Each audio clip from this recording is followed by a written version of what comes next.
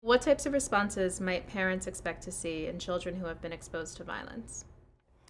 One thing that I think that is important for parents and caregivers to be prepared for is that a child's response to a traumatic event may change over time. So if in one developmental stage the child seems to have recovered completely from a traumatic experience, then with the next developmental stage there might be a period of regression or a recurrence of symptoms that seem to have resolved earlier. And that's natural because that's part of the healing process. Eventually, people really can heal from trauma and can move forward and make a lot of meaning out of even those most difficult experiences.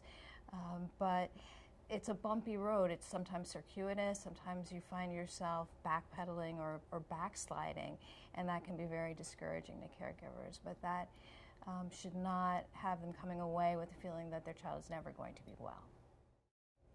What types of responses might parents expect to see in children who have been exposed to violence? Well, we often see kids have a sudden change in their school. They may have been good students in school, and then after an episode of violence has occurred in their community, they suddenly our grades drop. They have less motivation for school, and at the root, they are depressed. So that I think is a very significant thing, and it's very common in terms of kids that we see in our practice. Are there any particular? It's really common for me when I work to see children who've personally experienced community violence. And I've seen kids recently who have suddenly become very, very depressed.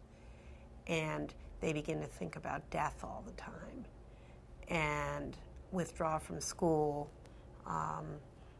and sometimes think about just that there's no joy in life. And when I have a conversation with them, it becomes clear that they've seen things, seen horrible things, and they worry that horrible things will happen to them. And I think it's important then and always to get them going with a counselor or a therapist who can help them kind of move beyond their experiences. How can parents support young people exposed to community violence? I think that two things that I can think of that parents can do, even though I understand that parents often they don't have the time, a lot of time to have like in-depth discussion with their children because they have a lot on their plate. But if they could make the time to really engage in discussion with their children about, first of all, what is violence and why does violence happen? I think it's really, the more you provide kids with education and knowledge about why things are happening, I think they feel a little bit more in control of it, a little bit.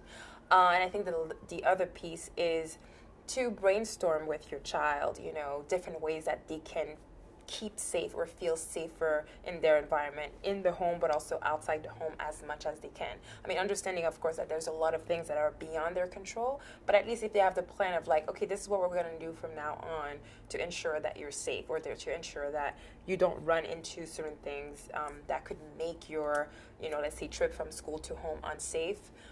I think that will reassure. So we need to provide the child with reassurance, with a plan, coming up, generating a plan, but also explaining to them why violence happens.